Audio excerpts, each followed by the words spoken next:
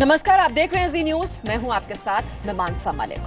कोयला घोटाले में कांग्रेस के पूर्व सांसद नवीन जिंदल की मुश्किल और बढ़ सकती है।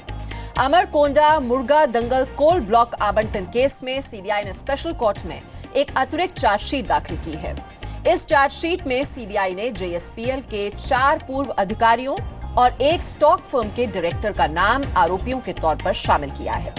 सीबीआई ने जिन लोगों को नई चार्जशीट में आरोपी बनाया है, उनमें जेएसपीएल के पूर्व फाइनेंस डायरेक्टर सुशील मारू, पूर्व डेप्यूटी मैनेजर सिद्धार्थ माड्रा, पूर्व deputy managing director Anand Goyal और पूर्व deputy general manager Rajeev Agarwal शामिल हैं।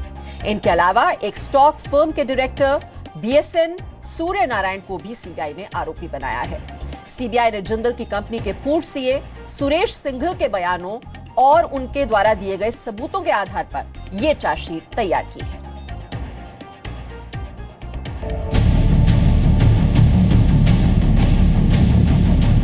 कोल ब्लॉक केस में कांग्रेस के पूर्व सांसद नवीन जिंदल को बड़ा झटका। अमरकोंडा मुर्गा दंगल कोल ब्लॉक आवंटन केस में बढ़ी जिंदल की मुश्किल। सीबीआई की अतिरिक्त चार्जशीट में जिंदल की कंपनी के 4 बड़े अधिकारियों के नाम। कोयला घोटाले में सीबीआई ने दिल्ली की पटियाला हाउस स्पेशल कोर्ट में अतिरिक्त चार्जशीट दाखिल की। चार्जशीट में नवीन जिंदल की कंपनी जेएसपीएल के पूर्व वित्त निदेशक सुशील मारू, जेएसपीएल के पूर्व डिप्टी मैनेजर सिद्धार्थ माड्रा, जेएसपीएल के पूर्व डिप्टी एमडी आनंद गोयल और जेएसपीएल के पूर्व डिप्टी जीएम राजीव अग्रवाल के नाम शामिल हैं। इसके अलावा चार्जशीट में 5वां नाम एक स्टॉक फर्म के निदेशक बीएसएन सूर्य नारायण का है। सीबीआई ने चार्जशीट नवीन जिंदल की कंपनी के पूर्व सीए सुरेश सिंघल के बयान और सिंघल की ओर से दिए गए सबूतों के आधार पर दाखिल की है। आरोपों के मुताबिक नवीन जिंदल की कंपनी को जिस वक्त कोल ब्लॉक का आवंटन हुआ, उस वक्त दसारी नारायण राव कोयला राज्य मंत्री थे। आवंटन के लिए जिंदल की कंपनी की तरफ से मोटी रिश्वत दी गई। इन्हीं आरोपों को लेकर सीबीआई ने ये सप्लीमेंट्री चार्जशीट दाखिल कर 5 नए आरोपियों के नाम जोड़े हैं। इन 5 आरोपियों पर रिश्वत लेन देन में मध्यस्थ की भूमिका का आरोप है। दोपहर 2:15 बजे कोर्ट सीबीआई की अतिरिक्त चार्जशीट को देखकर ये तय करेगी कि ये चार्जशीट स्वीकार करने योग्य है या नहीं। इसमें अभी भी कोई कमी तो नहीं है। महेश गुप्ता, जी मीडिया, दिल्ली।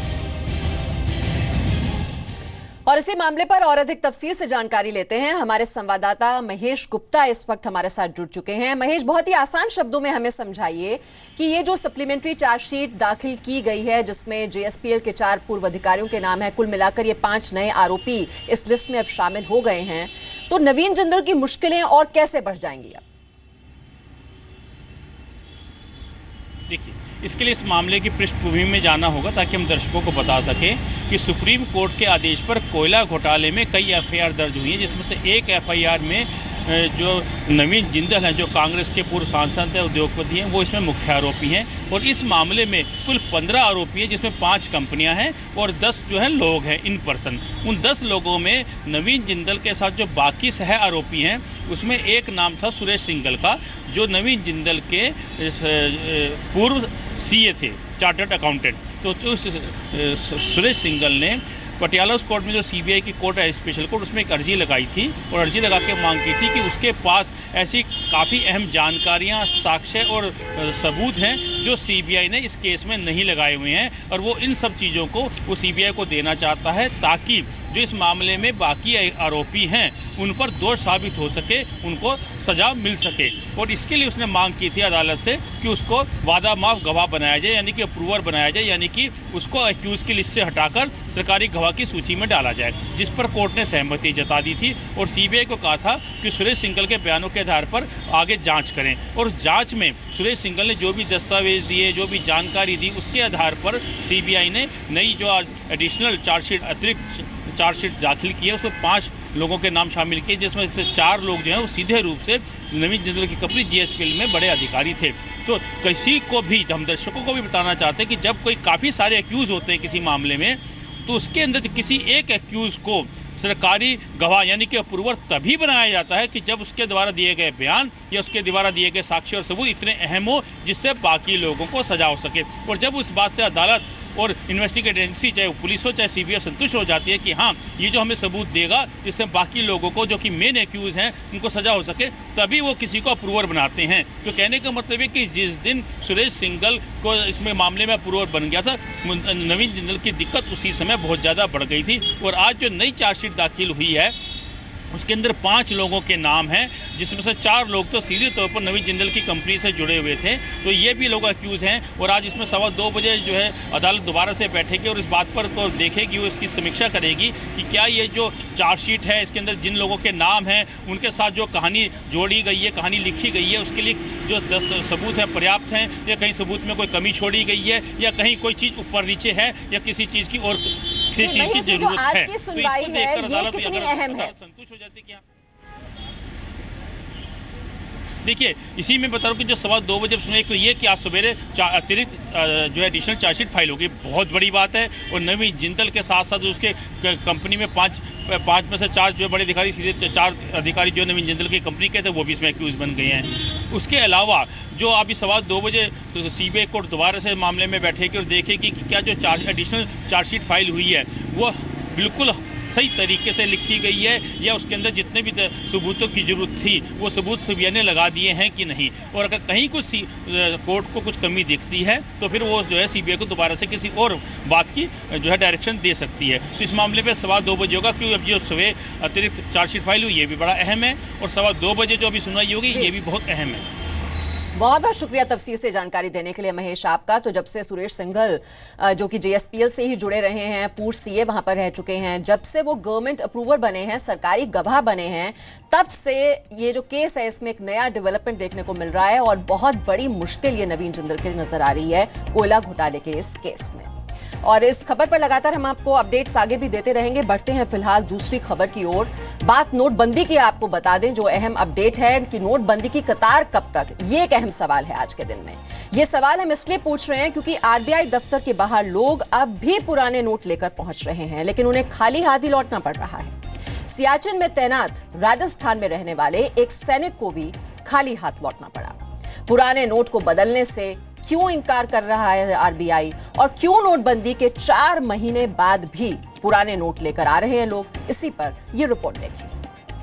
30 दिसंबर 2016 तक पुराने नोट किसी कारणवश अगर जमा नहीं कर पाए, उनको 500 और 1000 रुपए के पुराने नोट बदलने का एक आखिरी अवसर भी दिया जाएगा।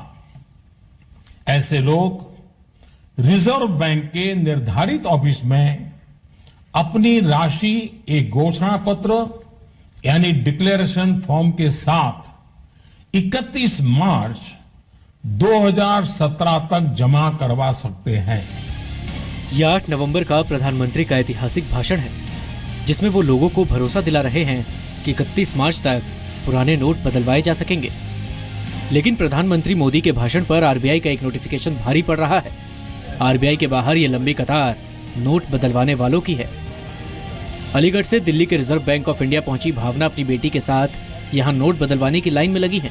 मां पैरालिसिस से पीड़ित हैं, भाई की मौत हो गई।